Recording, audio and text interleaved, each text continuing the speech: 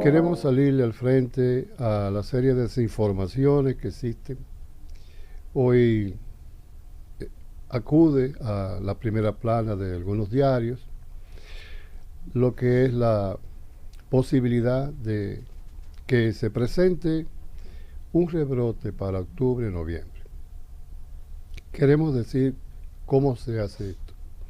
Esto se hace en base a programas software, y estos programas software establecen líneas, curvas, proyecciones, dependiendo de unos antecedentes estadísticos, data. Entonces, esas data aluden a lo que es información más sintetizada, y esta información sintetizada se pasa a programas de computadora. La estadística no es más que el resumen de información dispersa. Esta información dispersa entonces se resume a través de promedios, tasas, proporciones, porcentaje referido a la población. En este sentido, entonces se cruzan variables. Estas variables se cruzan en el mismo programa, estableciendo relaciones entre la población y estableciendo la relación, por ejemplo, con vacunación, con exposición, mortalidad, hospitalización en unidad de cuidado intensivo.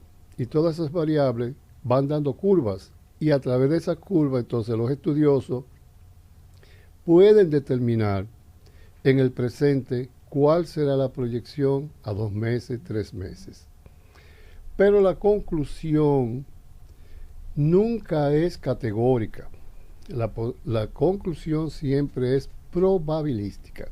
Y queremos señalarlo porque como científicos sabemos que la ciencia concluye de manera probabilística, entendiendo que no siempre su conclusión es la única y no va a admitir ningún tipo de contrastación.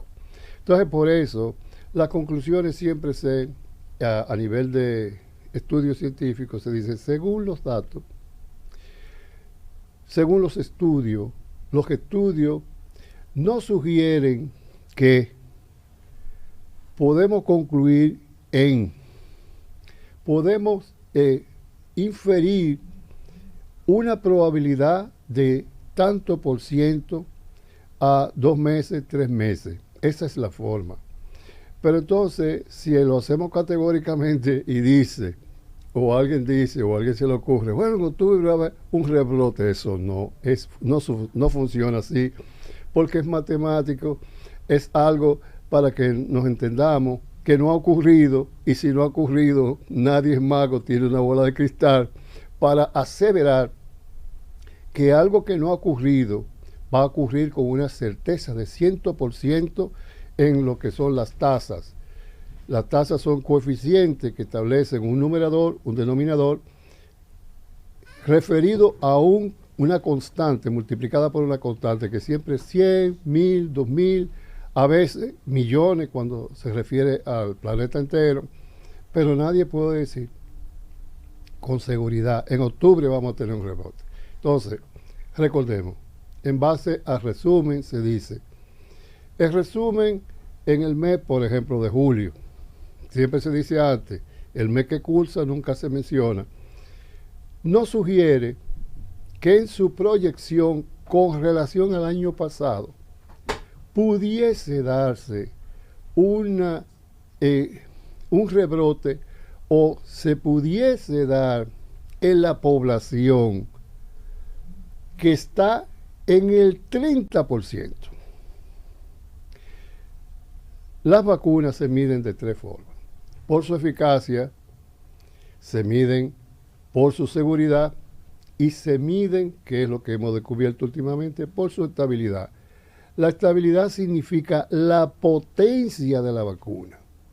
¿Con qué potencia persiste su capacidad de mantener la inmunidad y mantener protegido a la persona que tiene la vacunación, el proceso la vacuna a 3 dosis, o el modelo heterólogo con la tercera dosis Pfizer-BioNTech. Entonces, ahora estamos hablando. Tiene que estar referido. No podemos hablar en el aire. No podemos decir que va a haber un rebrote en octubre, noviembre. Lo que sí podemos decir entonces, según hemos entendido, la potencia de la primera y la segunda dosis se disminuyó en un 50% a partir del cuarto, quinto y sexto mes. Eso implicó que tuviéramos que pensar en una tercera dosis, porque estos sujetos que suponían que estaban protegidos corrían el riesgo de la enfermedad. Muchos enfermaron. Al hacer las reflexiones nos dimos cuenta que era que había un problema de consistencia, había un problema de estabilidad. La potencia no era consistente con lo que esperábamos. Entonces, por eso se daban los casos. Y en las discusiones, o cuando en algún momento alguien nos cuestionaba, respondíamos equivocadamente. Porque decíamos, no, que fue el método, que fue... En realidad era la misma vacuna que perdía la capacidad, la potencia. Y al perder la potencia necesitaba otra. Y es por esto que esa posición que tuvimos cuando apoyamos al señor presidente en la reunión específica donde nos debatimos antes de tomar la medida de ir al modelo heterólogo, que significa, querido cachividente, una tercera dosis de una vacuna distinta. Entonces la gente decía, pero va acá y cómo que esa distinta. La misma Organización Mundial de la Salud dijo, pues pongan eso. La OPS desde aquí nos salió al frente y dijo, no, pero mira, eso nosotros no apoyamos esa. Y tuvimos esa situación de contradicción. Sin embargo, persistió el modelo. En las discusiones fue dirigida por el señor presidente y nosotros hablamos. Nosotros fuimos llegando a conclusiones importantes que arrojaban luz lógica sobre lo que era ese proceso. Escuchábamos la noticia, por ejemplo, de Israel, que tenía la Delta, y cómo pasó el modelo heterólogo. Luego Reino Unido, Alemania, Italia, y así se expandió por el mundo entero, que ya hoy día ya nadie cuestiona en ningún momento, en ninguna cabeza nadie cuestiona la tercera dosis. Esto para que podamos entender. Y entonces aquellas personas que se niegan a la primera dosis, hay personas que todavía se niegan a la primera dosis, que pasemos nosotros a una humilde súplica, vacúnese con el modelo heterólogo, o sea, con la Sinovac, que son las que están dispuestas, más la tercera dosis de la Pfizer-BioNTech. Esta es una mezcla entre una casa norteamericana, altamente conocida por todos, y la BioNTech, que es de tecnología alemana, que esa gente se equivoca un poco, pero se equivoca. Se unieron y fue la primera vacuna que fue aprobada en el mundo, por la FDA y por el mundo. Entonces, mi humilde aporte a través de esta plataforma es que nos entendamos y podamos entender el principio de potencia de la vacuna. En un tiempo nos equivocamos. Y cuando nos preguntaba, pero mira que tiene las dos y enfermó.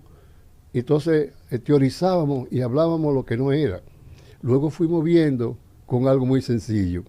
Fuimos midiendo serológicamente, o sea, sacándole sangre a la gente y midiendo sus niveles de titulación. Y allí entonces aparecía que la inmunoglobulina G estaba deprimida o en niveles muy bajos para conferir la protección necesaria frente a los antígenos. Entonces, lo que ocurría era que la Sinovac tenía una potencia que arrojaba un 50% cuando indiscutiblemente se nos dijo que tenía más de un 90%. El mismo instituto chino lo reconoció luego y está aplicando la tercera dosis. Pero fijémonos, la Pfizer adelanta hace una semana y somete una tercera dosis. No se equivoquen, prestan atención. La Pfizer tenía 2 dosis y la segunda dosis era la que aplicábamos como tercera dosis del modelo heterólogo. Pero lo que ocurre es que ahora ellos, fruto de lo que se da como variante, no como mutación, sino como variante, determinaron también tener como respuesta una tercera dosis. Conclusión, es necesario las 3 dosis para que estemos cubiertos y así podamos tener una vida y una longevidad saludable. Gracias por su atención.